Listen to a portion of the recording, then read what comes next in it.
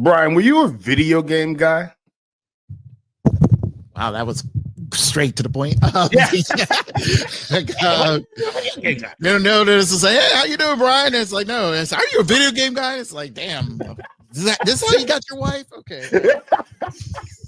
I'm sorry. Hey, Brian, how are you? Right? Look, this is the first time we're doing this type of shit, man. We're gonna workshop this out and actually figure out what this little side quest of me on ChipChat looks like in interviewing folks. But yeah, are you a video game guy?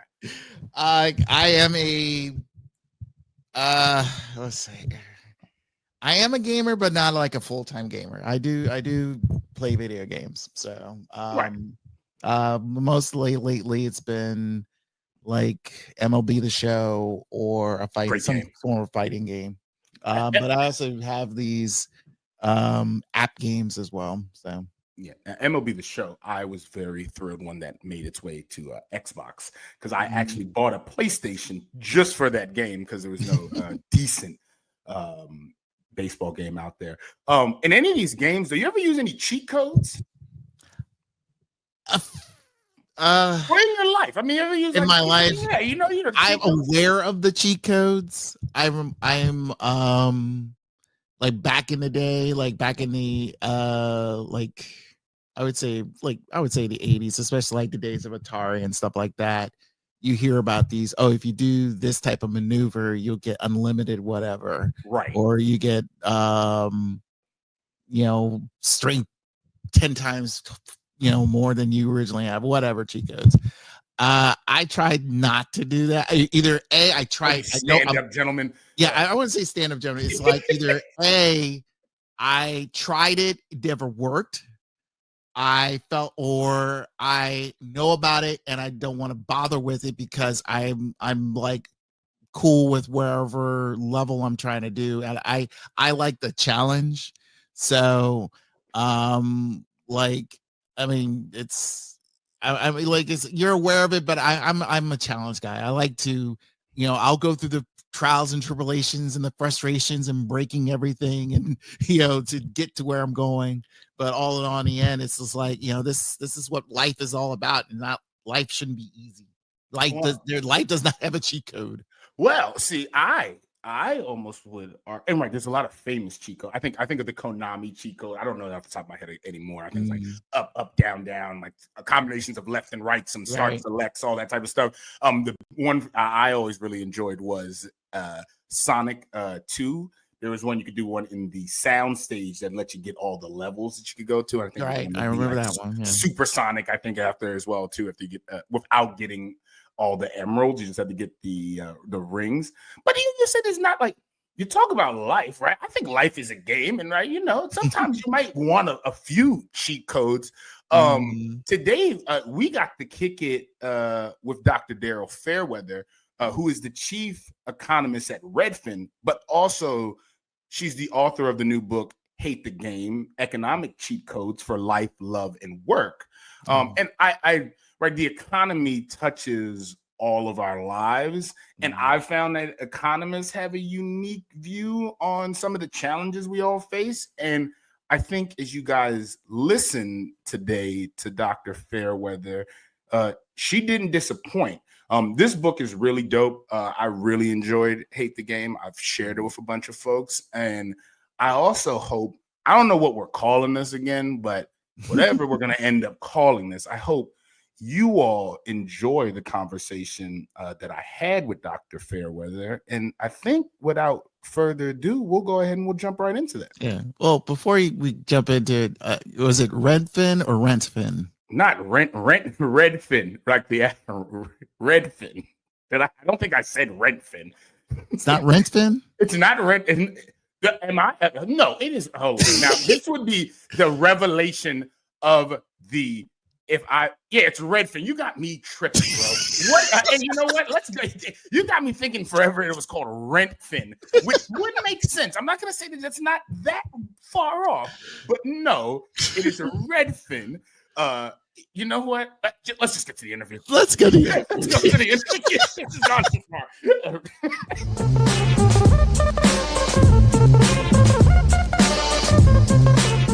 All right.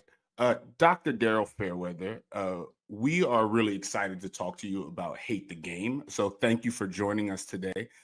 This is a little deviation of what we usually do. I usually host the show with my good buddy Chip, but I really wanted to talk to you, and I've always one of my goals in life was to talk to my favorite authors. So I'm really excited about this. So thank you for joining us today. Thank you for having me. No, awesome. I guess to just kick it off, like, what influenced you to write this book?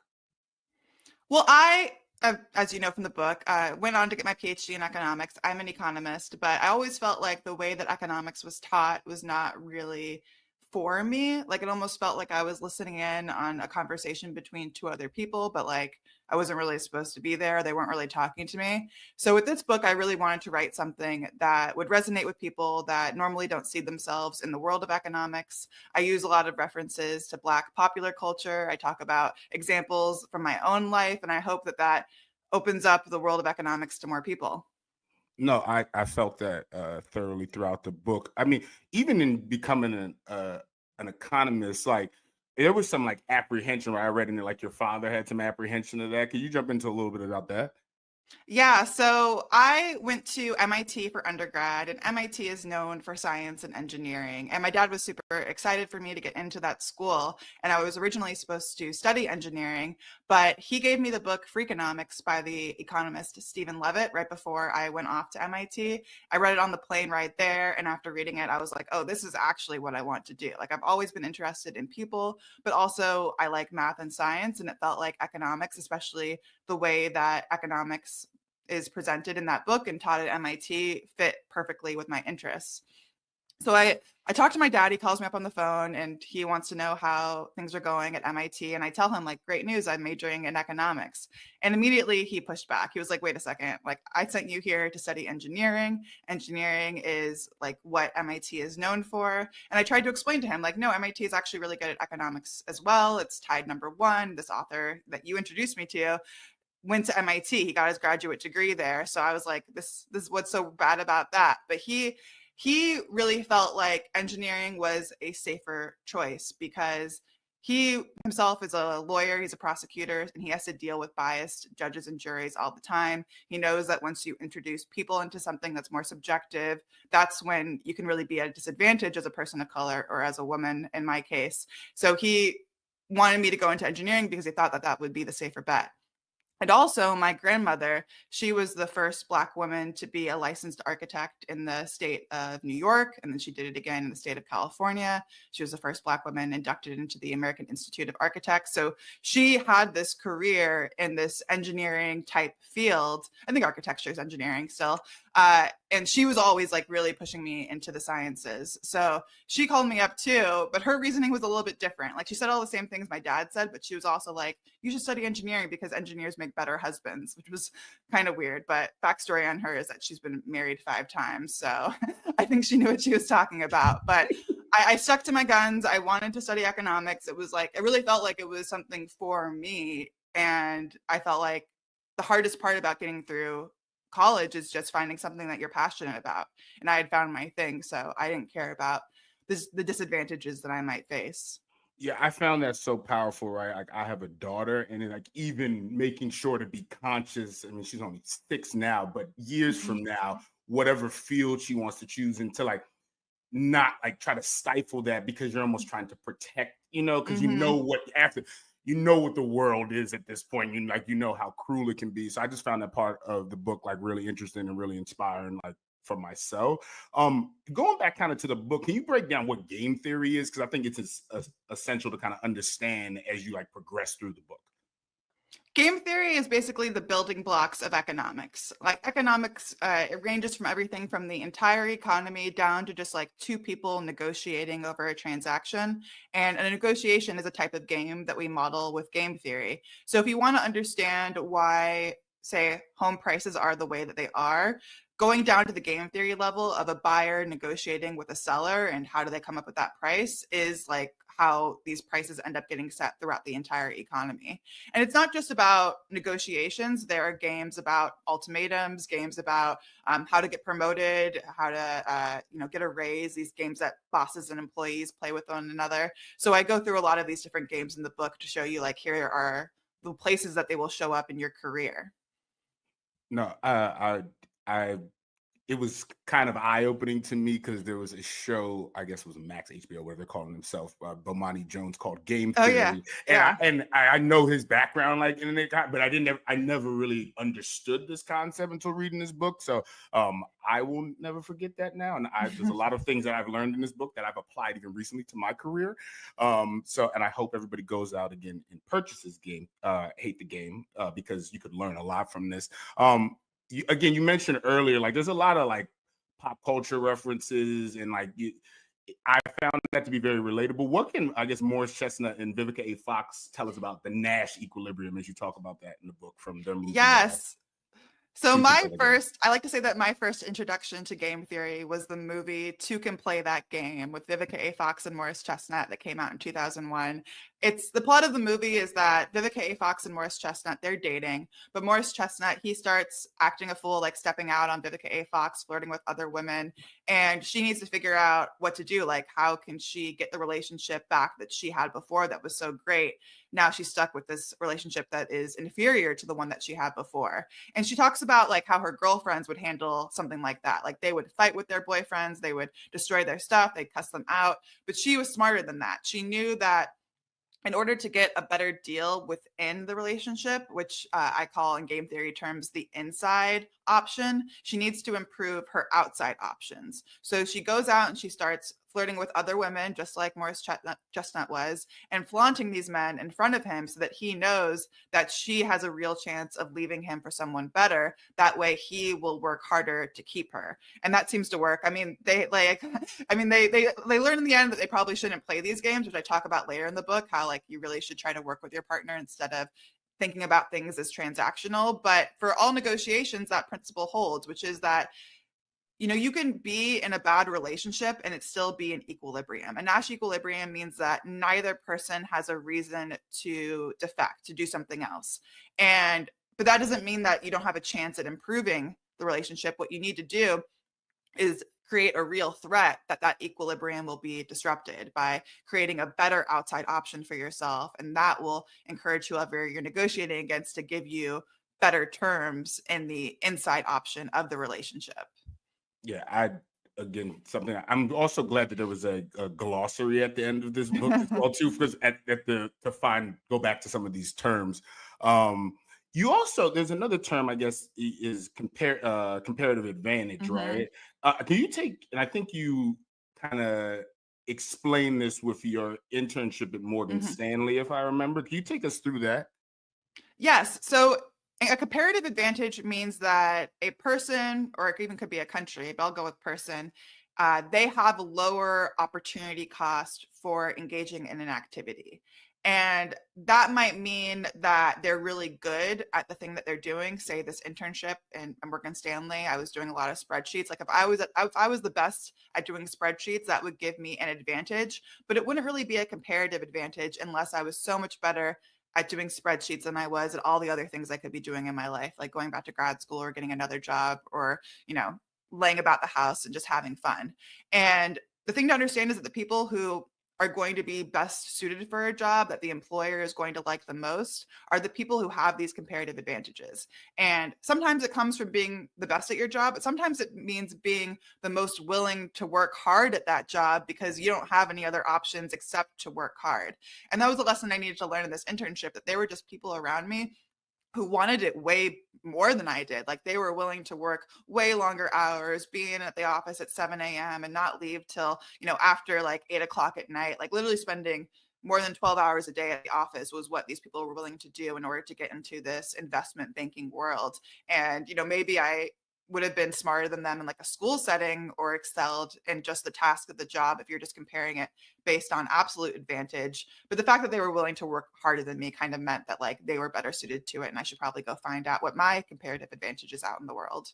Right, because I think you make it clear it doesn't have to be that way. There are options, right? And I guess like depending on what individuals' values are, and I know work can be kind of a tricky thing because a lot of folks find like identity in work. Where I'm like, work is cool, I want to use work to go do other fun things outside.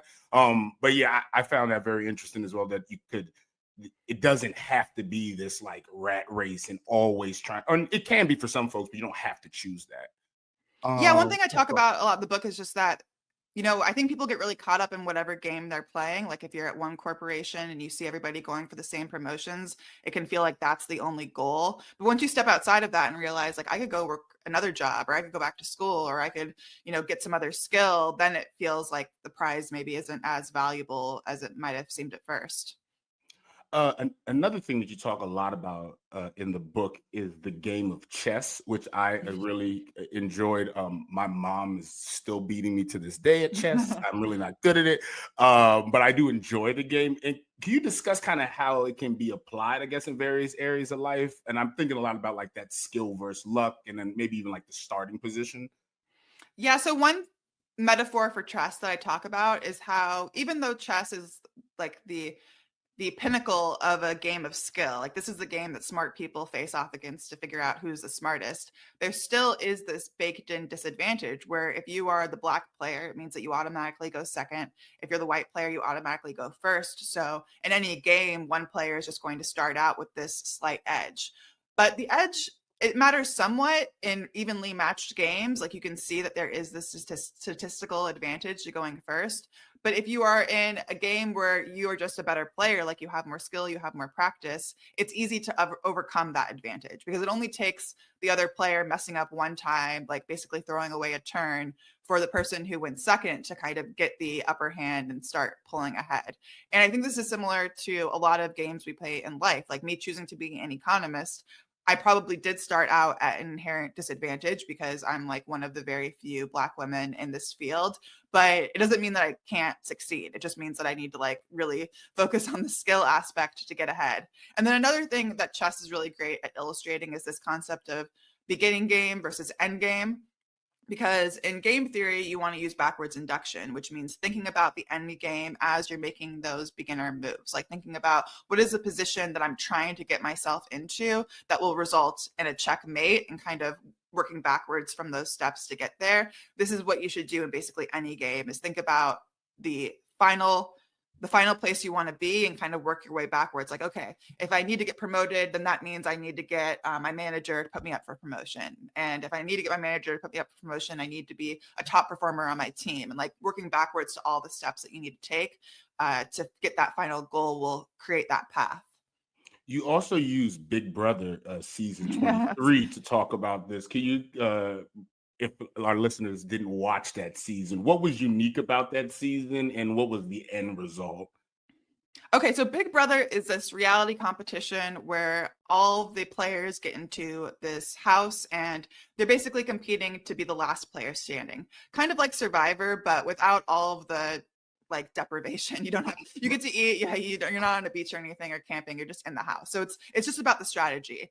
And for the longest time, they didn't have any Black winners of Big Brother, even though statistically they probably should have. I think there was only like a 6% chance of there being no Black winner before this season, given how many Black winners had participated. So the odds are that there was some inherent disadvantage to being a Black player in this game. And what changed, I think it was in 2021, post the George Floyd riots, is that all these TV companies, they got really conscious about race. And they, in one season, casted 6 members of the group that identified as Black. And historically in this game, usually the Black players were the first to be voted out because they would have to join an alliance that was majority white. And then they would be at the bottom of that totem pole, where once the alliance had a turn on themselves, they would immediately go for the Black player who wasn't as socially integrated as the white players. But when the Black players had enough people to form a really strong alliance, a 6-person alliance, every single Black person made it to the end. So 6 out of the 6 final contestants were Black. And it's because I think they knew that they had to stick together. They were never going to turn on that alliance, because the outside option of aligning with one of the other players, they knew that that would just result in them getting kicked out even earlier. And it was the first season that there was a Black winner, because obviously if all 6 make it to the final, then one of them is going to be the final winner. Yeah, it was just eye-opening again to be like, oh, if you add more folks into the game, right, that the likelihood of them working together and getting it to the end, like, it just makes perfect sense. this might tie into this a little bit, but can you share to our listeners, like when you're at the University of Chicago, there was this study group you had, right? And just kind of how the new study partner, right, for lack of a better word, almost kind of fucked the group up because he was so damn thirsty for Emma. Can you talk a little bit about that? Because I thought it was a very interesting, like the point you made from that was very interesting. Yes. So I get to University of Chicago as a first year PhD student. I'm thinking like this is going to be something where I prove my skills, like chess, for example. But part of it ended up being more like Big Brother, because immediately they told us we had to pair off into study groups, and it wasn't really optional. Like if you weren't going to be able to do the homeworks if you didn't have a 5-person study group. But what happened, I noticed, is that one of the people that I thought I was going to be in a study group with, he formed a study group with the other white American men in our class. And I did the math, and there was only a 1% chance that all the white American men would have teamed up in this way if their decision about who to team up with had nothing to do with being white American or a man. Like, it was very suspicious. I love it. Like, I did the math on this because I did the math. Yeah, because sometimes it's like, these things happen to you, you experience bias in the world, but everyone's like, oh, it was just a coincidence. Well, the chance of it being a coincidence was less than 1%. So I did find a study group. I ended up teaming up with two other women and a man. We were only a group of 4 at first, so we were already at this disadvantage because every other study group was 5 people, and we were the 4 stragglers. And then the first night, the guy, he invites me over to his apartment for like a team bonding event. I get there early, and because I really wanted to play Guitar Hero, I was really into drumming, so I wanted to just get on that drumming kit. And as I'm drumming along, I even remember the song. It was Seven Nation Army. He's starting to like throw back drinks, and I don't notice this until I'm done, and I turn around and I'm like, he's already drunk, and he starts moaning about how in love he is with one of our study group members, Emma. And I'm like, oh my god, like this is the worst thing ever. Like he's gonna tell her that he loves her. She's already engaged, so he has no chance. Right. This is not gonna work, and it's just gonna break up the study group when we're already at this disadvantage. But I talked some sense into him. To his credit, he took my advice, and he took his sights off of Emma and just focused on the actual academics. So like by a hair, we managed to get through this. And I researched like why it's happening, and the research does show that when there are fewer women in a graduate program, they have a lower chance of graduating. And I think these kinds of dynamics explain how that could happen. There's also research that shows that in graduate programs, women experience more unrequited advances than men do, and it puts them in an awkward and like uncomfortable situation. So yeah, this is somewhat predictable based on the research, but I feel like it still isn't acknowledged the way that women can be immediately put at a disadvantage when they're in the minority compared to men.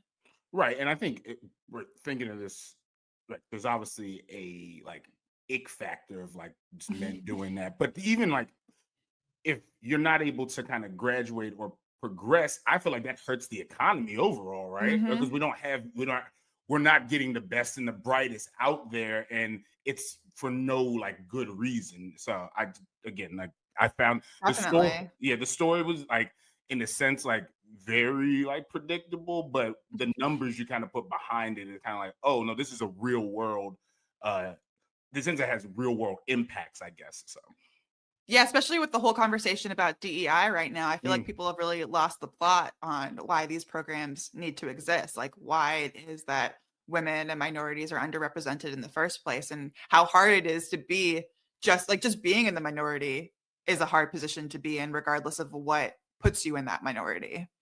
Right, totally agree. All right, kids. Before Beyonce was like this solo icon, she was part of a group, right? This group is called Destiny's Child, right? And there were 4 members of this. And you used Destiny's Child and the breakup, I guess, to talk about a few things that I found interesting, like ultimatums and kind of how they can backfire. But specifically, I guess they can backfire when you don't have the right amount of information. Can you talk a little bit about that? Yeah, so in behavioral economics and game theory, there's this thing called the ultimatum game. And an ultimatum just basically is a take it or leave it offer. Like if I have $100, and I have an option to give you some, I can say like, no, I'm going to keep all the $100, or I could give you like some amount, like I'm going to give you $1, I'm going to give you $20. And ultimatums came up with Destiny's Child. I'll just tell the story. So back in the early 2000s, Destiny's Child was breaking out as a group. They had a couple of hits from their first album, but they weren't like really on a level where they were cemented in the industry. They were still trying to prove themselves. And two of the members, Latoya and Latavia, felt like they weren't getting a good experience in the group. That Matthew Knowles, the manager, who is Beyonce's dad, was giving preferential treatment to Beyonce. So they went to the rest of the group members and gave them an ultimatum, like it's either us or it's the manager, take it or leave it. And I think they thought that them breaking up the group would leave the group with zero, like an ultimatum, like we either are going to be together or you get left with nothing. But I think what they misunderstood was that the group would still survive without them. That Beyonce really was a strong enough performer and the leader where it didn't really matter who was singing behind her. She was on the path to being a superstar. And there's this book called Rockonomics by Alan Kruger that talks about this, how a small minority of artists get the lion's share of revenue, of attention, of streams, because it's based on popularity. And with popularity, that means that somebody needs to recommend you to somebody else. And once that chain starts going, you get exponential growth in terms of how many people are following you. But if you don't have that initial momentum, you're going to be like left in the dust, way far behind. So the fact that Beyonce was already at this early stage breaking out meant that like she was going to end up far exceeding the popularity of the other group members. And I think Matthew Knowles knew this. He knew about Diana, how the Supremes turned into just Diana Ross and how the Jacksons turned into just Michael Jackson. And I think that was his plan all along. But he probably somewhat hid it from the other group members and hid that information, which is why they didn't understand that it wasn't about the group. It really was a vehicle for Beyonce to become Beyonce. I guess there's not a great answer to this, but how do you extract that information out? Like if you're in these type of situations, is there a way to do that, or is it somewhat of luck or? No, I think you just have to pay attention and take and pay attention to what people care about. Because I ran into the same problem when I went to go try and negotiate my salary with my first boss. That I thought, like, of course, what he cares about is the project that I'm working on and pleasing the client, and the client's going to be really worried if the lead economist, me, quits halfway through the project. So I thought I had him in a tough position, but what I didn't realize was that what he really cared about was being in control of the company, being in control of his employees, and having employees who wouldn't question things, who wouldn't raise their hand and ask for more. And I think if you pay attention to what people say, the way that they behave, the things that they prioritize, you can get this information. Like, I mean, if they noticed that Matthew Knowles was giving Beyonce preferential treatment, that probably should have been enough to tell them like where this was going, what Matthew Knowles and Beyonce really were aiming for. But I think that they maybe were just biased in a sense, like seeing things through their own worldview instead of taking on the worldview of the person that they're negotiating with. And even then, right, they would have to make a choice, right? Is the inside option better than the outside option, right? So it doesn't even necessarily end there, because I guess it just depends on what they would really want for their career. Yeah, they could have done what Kelly did and like stay on for a couple more years and try to make connections and get on like other people's songs and still try to make a career for themselves, knowing that the group or what Matthew Knowles was really promoting was Beyonce. But I think that was a choice they had to make. Like, are they going to be better off solo or staying in the group as is? There really wasn't this option that they were going for where Beyonce fires her dad at this moment. Right. Like, Beyonce was not ready to do that. It's interesting you bring up Kelly, because now I want to bring up obviously the famous video in you being an economist, right? Why was she sending a message in Excel in her and Nelly? Like, it's always very weird about that. If you haven't seen the video, her song, I'm blanking on the name, with Nelly. Dilemma. They're literally sending messages on. Maybe she was an analyst at Morgan Stanley. She was sending she was sending the latest spreadsheet. Please go watch that video if you've not seen that. It's very, for us millennials who find that very, very funny. You have this chapter, Dreams of Dream Jobs, which I mean, chef's kiss. That's just a really great chapter. And I don't think we can cover everything, because one, you should kind of go buy the book, right, and read it yourself. But I would like to explore a few parts of this. And I think it's around like selecting, I think you mentioned like the optimal employer, and then around creating resumes, and then finally like playing that interview game. Mm-hmm. Yeah. So the first choice when you're trying to apply for a job is deciding like How many jobs am I going to apply to? Which jobs am I really going to focus on? And when you're early in your career, you don't really have anything to distinguish yourself, to differentiate yourself, as they say in economics. You look identical to the next person who's applying for a job. So I think in that scenario, you really just want to cast a wide net and send out as many resumes as possible and hope that yours is one of the ones that is kind of randomly picked from the pile. But once you're a little further along in your career and you have skills that can match certain jobs, I encourage people to use more of a predator mindset, like a bird of prey, like a hawk. Like a hawk doesn't go and like eat everything. They hone in on, one tasty animal and they pursue it and they try to get it. And that's what I think you should do once you're a little further along in your career. But that means like really creating a strategy for that one job that you really want, or like maybe 3 jobs if you want to broaden it a bit, and make sure that your resume perfectly matches what this job is going for. Because oftentimes at a higher level, they're really just trying to find the person whose skills best match the job. So that might involve like going and looking at the job description, seeing what words they use, and you putting those exact words into your resume. Like if they value somebody who is a team player, talk about all the times that you did teamwork on your resume, versus if they value somebody who's an independent thinker, highlight those experiences on your resume.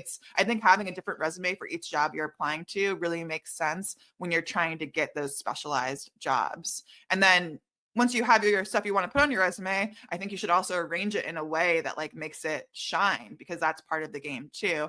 You can create like a bit of an optical illusion by putting some of the experience that is most resonant with the job up at the top. Like you don't necessarily need to stick to that chronological order. You can use bold text, or you can just in ways highlight the things that you most want that job recruiter to see. Another area that it really resonated with me is the naming that you use, and your name specifically. And I think for me, right, like folks don't know, I go by Cortez, but my mother named me Nicholas Warmington, right? Which I was always very frustrated with that name, because like here in DC, a lot of kids had a lot of jokes a lot of times, right? And the big one was always that your name sounds white, right? And like, and I always like, all right, whatever. I feel like there's black Nicholases out there, but whatever. But I think you talk a lot about kind of your name and like when you use your middle name, and then just in general, your name is, you can't really figure out who you might be talking to with Daryl Fairweather. Can you talk about that a little bit? Yeah, so I was born in 1988, the late 80s, when there were really 2 famous Daryls. There was Daryl Strawberry, the baseball player who had a bit of a notorious history, a black man. Yes. And there's Daryl Hannah, this white actress. She was in the movie Splash with Tom Hanks. She was in Kill Bill too, the Volume 2 one, for people who are a bit younger, but she was really big in the 80s. And so even whenever I meet another Daryl, it's always either a black man or a white woman or a non-black woman. So when people hear my name, Daryl Fairweather, I know they either are assuming that I am a black man or I am probably a white woman. I even checked this on this website that like tells you what race or gender people probably are based on their names. And when I put Rose in my name, that's like a cue that I'm a woman. But because most women with the name Daryl are not black, it also is a cue that I'm not black. And in real life, I'm biracial. I'm both black and white. Right. But it's always like this dilemma whenever I'm introducing myself online or in a resume or just in print, like which Daryl are people visualizing when they see that Daryl? Should I hint that I'm a woman with the rose, or should I keep it off and let people think that I might be a man? And there's economics research on resumes that has broken this down, like which resume names are most likely to get a call back. And unfortunately, black names are less likely to get picked in a group of resumes compared to white names. And even though there's like a small difference between men and women, white women are more likely to get called back for an interview than a black man. So I put Daryl Rose Fairweather on my resume because I'm just trying to get picked. I know once they meet me, they're going to find out like what I look like. And now it's the time but I need to get in the door, right? Yes. What can I do to get inside the door?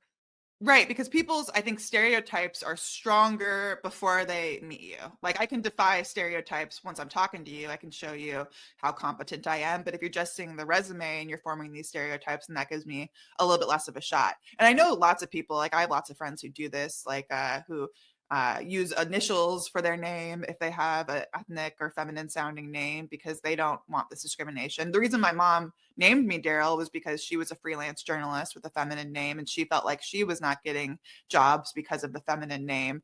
But yeah, I don't think she really had like the racial awareness to get the Daryl part of it. But yeah, that's a whole different story.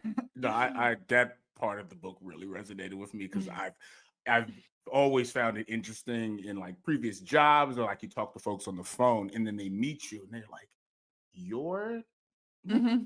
and like, "Yeah, that's me." Okay, moving along. My favorite chapter, which was this workplace conflict. And can you tell our listeners about Jake and Jared, who they're truly like two dick weasels, to be honest. And really, I guess specifically that situation and what people need to consider when they're taking on like work bullies or workplace conflict in general. Yeah, so I'll tell the abbreviated version. So Okay. I was working at this big tech company, and I was starting to like really make a name for myself and do a good job. And I got this really big project from our senior vice president to look into why employees in some of our satellite offices in India were saying that they didn't like mandatory overtime. One of them told the senior vice president on a visit that this was a terrible policy. So he came to me, and it was my job to analyze employee satisfaction and its relationship to performance. So this was like a natural project to me. I went and got the data from the scheduling team, and I analyzed it, and the results were very clear. Although the satisfaction scores were slightly higher for the people on mandatory overtime, what was really happening is they were quitting earlier. And everybody loves their job like the first month in, and they tend to like get less satisfied the more the time goes on. So it was actually the fact that they were quitting earlier that was hiding that. But once I controlled for how long they had been in the job, it was super obvious that they were less satisfied. So I send this on to my boss and my manager's manager and the scheduling team manager. And I thought like, oh, this is just a slam dunk. Like, I'm done here. But then I get asked to meet with these two people on the scheduling team. They have some questions for me. And at first I went in like, okay, I can answer these questions. I explained the economics of what was going on. I drew charts. I had all my tables ready, but they were still being really dense about it, like still pushing me on it.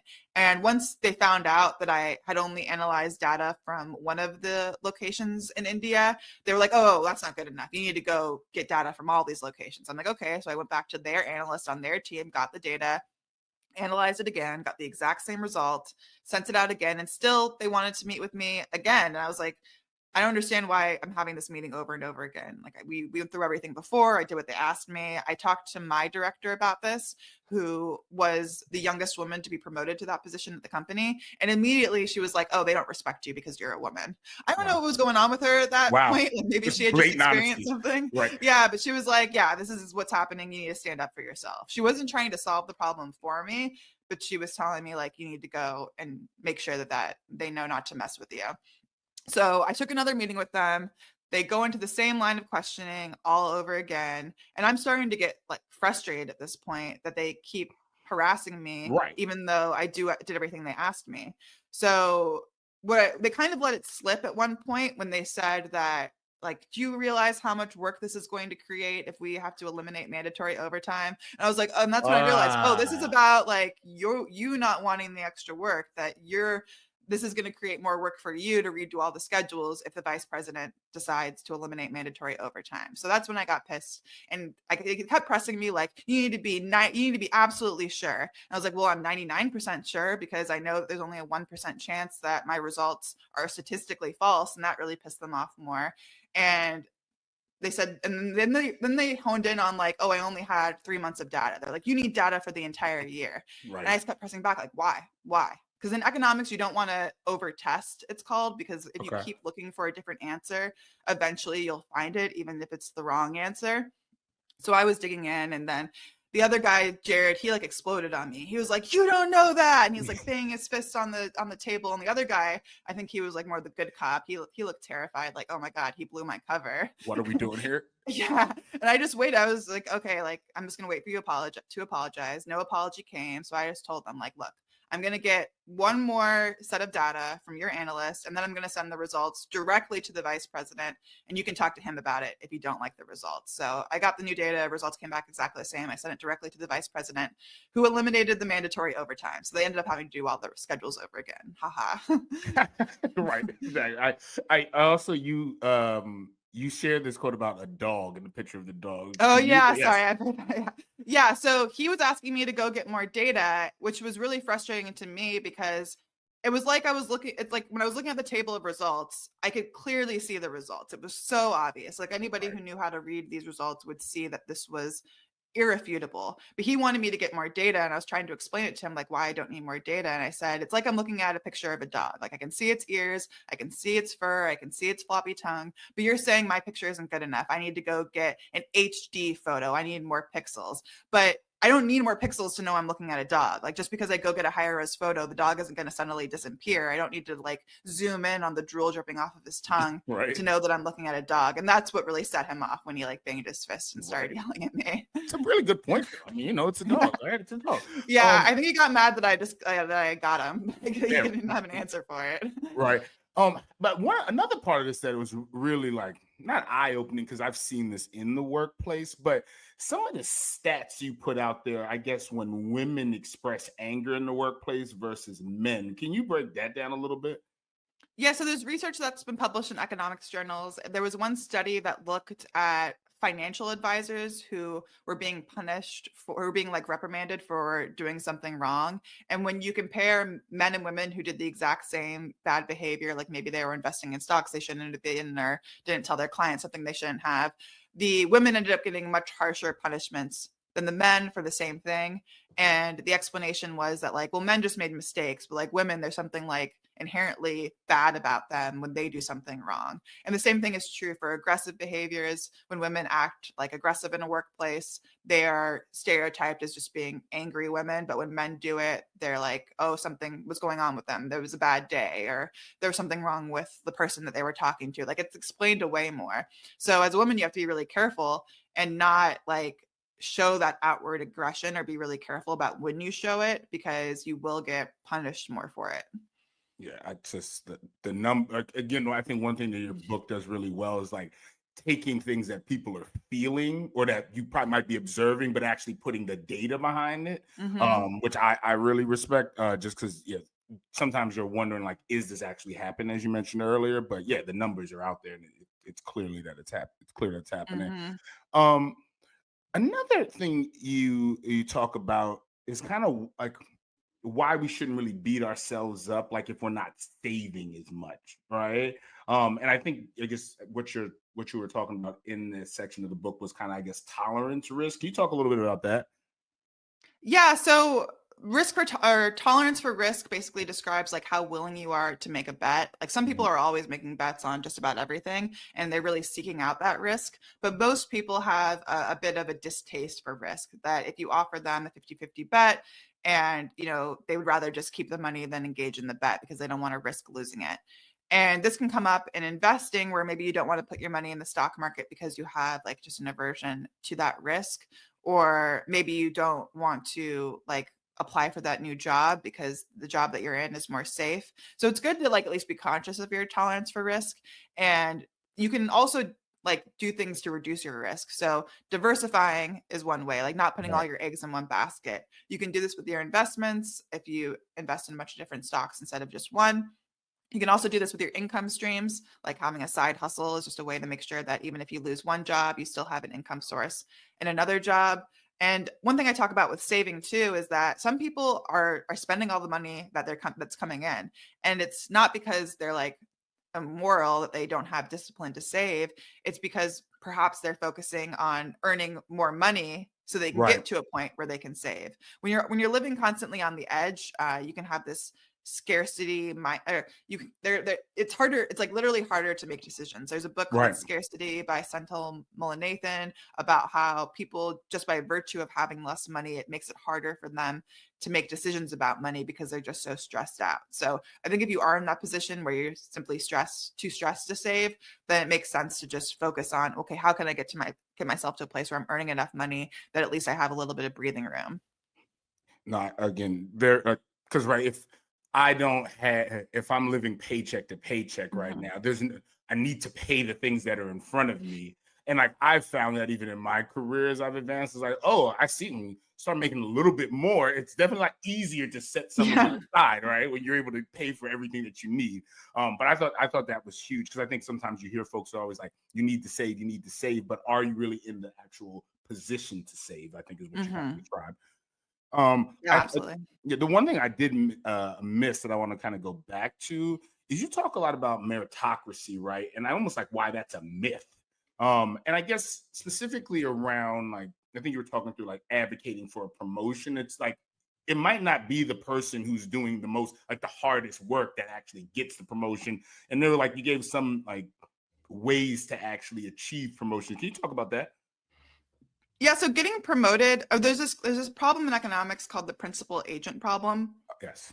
Where a boss wants you to do certain things. They want you to work as hard as you possibly can in the hours that you're at work. They don't want you, like, taking bathroom breaks or looking sharing at your phone memes, or whatever. Yeah, sharing memes. But as a worker, you really want to like make as much money as you can without, killing yourself at the job. Right. Yeah, you'll put in effort, but you need a little bit of time for yourself. So there's this natural tension between what a boss wants and what a worker wants. And bosses can do certain things to encourage workers to work harder. They can tell them that they are going to measure their performance. I give the example of, again, going back to spreadsheets, putting data in a spreadsheet. They might say, I'm going to pay you based on how many spreadsheets you complete. But even then, it's not perfect, because like the boss doesn't really know how hard the job is. Maybe there was a bunch of copy pasted information that makes it super easy to do it really fast. And then the worker can just slack off once they finish it really fast and not tell the boss how long it took them. Or maybe it's really hard. Maybe there are a bunch of typos and it's taking them extra longer than the boss anticipated, because the work is just more complicated than it really is. So even if you try to pay on performance, it doesn't exactly work out. And so that makes it really hard to determine like who is most qualified for a higher pay or who is most qualified for a promotion. The boss can only observe so much. And if they start focusing on one thing, like, I want you to finish this as quickly as possible, the worker's probably not going to focus on quality. But if the boss tells them, I want this done perfectly, then the worker is going to not focus on doing things quickly. They're going to focus on doing it exactly right. So who ends up getting promoted can be subjective, because the criteria, like the boss might not like be stating the proper criteria to get promoted. And also a lot of the times there is a game involved. Like when I got promoted, I did the backwards induction thing where I was trying to figure out like, what are all the steps to me getting promoted? And I figured out that the way you get promoted, at least at this company, was my manager would have to put me up for promotion. My name, along with the names of all the other managers in the organization, would go to the directors. The directors would winnow down the list. So even if I was put up for promotion by my manager, I wouldn't necessarily be on the list. And then the list would finally go to the vice president, who would make a final call. So based on that, I was like, okay, what I really need to do is I need to make sure the vice president likes me and is impressed by me, but I also need to make sure the directors see that the vice president is impressed by me, so that they'll know that if my name isn't on the list, that the vice president will be suspicious of them, because the vice president of this company was like super suspicious of everything the directors did, thinking that they were like, I mean, they had the same principal agent model. The vice president wanted the directors to do their job, but he was worried that they weren't really doing their job. So I needed to like get to this place where the directors knew that the vice president liked me. And that's what I did by volunteering to speak in meetings where they would all be present and getting like compliments from the vice president in front of the directors. And that did actually end up working. That's how I ended up getting the job, was by using that strategy. Yeah. Like it's weird because it feels like in reading this book, was able to kind of do some of these things in my career, but not really understand. Like, again, you put a lot of like words behind things like, oh, all right, well, I kind of know if I want to go any higher. Like, there's a few people who make these decisions. How do I get in front of them to make sure that they're singing my praises? Because like, right, usually, and everybody else will fall in line because like, well, the boss kind of likes that. Yeah. I kind of look crazy deviating from that. Exactly. But I think a lot of people just focus on their manager, and they wonder why their manager maybe didn't stick their neck out for them. And it's because your manager has different priorities. Like sometimes you got to go above them to make sure that your manager's priorities are aligned with your own. Okay, I'm gonna throw a few fun questions Okay. before we kind of close out here. Do you have a favorite video game? I really like this game called Tropico, which is like Okay. an old video game, but they still are putting out different editions. You get to play the dictator of an island. It's like kind of like Cuba, and Oh my God, it's Chip, my other if he heard this, he would lose his mind. Oh. Is that his favorite game too? Or Well, is that one of... he's always talking about being this benevolent dictator, which I find to be Oh crazy. yeah, no, it's But great. Yeah, but I love that game because that's you're like role playing as this dictator who's just trying to hold on to power, but you have to keep the economy going. You do have to wow. like invest in businesses and make sure there's enough food for people, or else the people on the island will start protesting you and take you out of power. But it's fun. It has a great soundtrack too. It has all this Cuban and Caribbean music in it. I'm going to find this this game. Tropico, yeah. Tropico. I'm definitely looking for that. Sounds really awesome. Obviously we're talking about your book. Are you reading anything dope currently? And I guess a follow-up question to that is, what's been like the most impactful book you've read? I think I have an idea. I think you might have already said it, but Oh yeah, well, Freakonomics was definitely the book that like got me into economics. That I didn't exactly model my book after, but I did read it a whole bunch of times to figure out like what made that book as good as it is. And I think it's the accessibility and the relatability of the story. So I definitely like pulled some of that from it. So I study the housing market in my regular job. There's this great book called Fixer Upper by Jenny Schutz. If you want to learn about why housing is so unaffordable, I'd recommend that.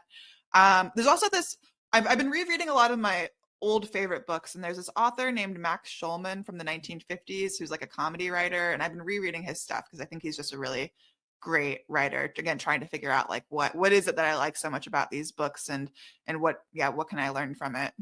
no, I appreciate you sharing that. I want to go check those out. And then here's a very fun one. Where do you see the economy in 6 months? There's an uncomfortable probability that we will be in a recession. There were some jobs numbers that came out just today that make it seem like maybe we're not going to enter into recession just yet. Maybe it's just going to be, a bit of stagnant economic growth. But it's not great. I don't think anybody's really happy, especially people who are just out of college hoping to get a new job. Not a lot of entry-level workers are being hired nowadays. You can blame AI, you can blame the high interest rates. Interest rates are high, which makes it more expensive to borrow to buy things like a home or a car. So your money is not like going as far because you have to pay more to borrow for these kinds of things. So I think that it's not a catastrophe yet, but it still doesn't feel great, especially knowing that we could have had a much stronger economy right now than what we have right now. Yeah. Right. Yeah. It seems to be a lot of self-inflicted wounds. And I we're in graduation season, and I think we both probably could have immense empathy for the graduates, because living through 2008, and everything that happened after that. And obviously, I mean, that was also kind of man-made, I guess, in a sense, but it doesn't feel like the economy. It feels like coming out of COVID, like we almost landed the plane perfectly. Like I think Jerome Powell in history for what he was able to do after that. And shout out to the American consumer for keeping it moving. But everything we are feeling right now is completely self-inflicted. So it makes me sad because I remember we were originally forecasting 10% growth in home sales, and now home sales are down. So it definitely feels like, man, like we could have been coming out of this. We could have like had this recovery that would have been strong, but now we're just kind of like middling along. And it's the tariffs, like going back and forth on the tariffs, it doesn't help anybody to like have that uncertainty. Uncertainty is really bad for the economy because people like to know if they're going to make an investment in a factory or hiring workers that the economy is still going to be basically in a good position. But I think a lot of businesses are worried just about like, how do they pivot if things go bad? I feel like uncertainty is going to be the time word of the year. I put a big bet on that one. I guess to wrap this up, remind folks why you named this book Hate the Game, because I think that message was really powerful. And I think especially for anybody, but especially for like the youth, right? Can you explain why you named it Hate the Game? So the full expression is don't hate the player, hate the game. And that's really the advice I want to give to young people who feel like the economy is unfair. They feel like it's not set up for them. That's fine. You can be mad at the economic structures, but it doesn't mean that you shouldn't play. Like, don't hate yourself because of it for participating in it, because it is just the game's fault, and you should still try to play, because it's really important for people who are aware of the ways that the economy is unfair to get to a position of power where they can actually start changing some of the rules. It doesn't really help you or help anybody by opting out of playing. That's, if anything, what the winners want. They want less competition. Right. So play hard, and use your hate. Just focus on like exploiting the ways that the economy is broken in a way that that gives you an advantage. Yeah, no, I thought it was a very powerful message, because a lot of folks are like, well, this is so terrible, it's so unfair, I want to check out, but we really can't check out of it, right? I mean, the economy touches everything, and if you don't play it, you're just gonna lose, right? Yeah. And it goes back to that chess metaphor. Like, just because you start at a disadvantage doesn't mean that you can't win. You just need to be aware of where all the pitfalls are and find a way around them. Yes. No, this has been amazing. Please, everybody, go out now and grab Dr. Daryl Fairweather's new book, Hate the Game: Economic Cheat Codes for Life, Love, and Work. I have it right here, obviously here. So again, it's always close. I will reference this for the rest of my life. But thank you so much for joining us today. This was a really dope conversation. Thank you for having me. It was great talking to you. Awesome.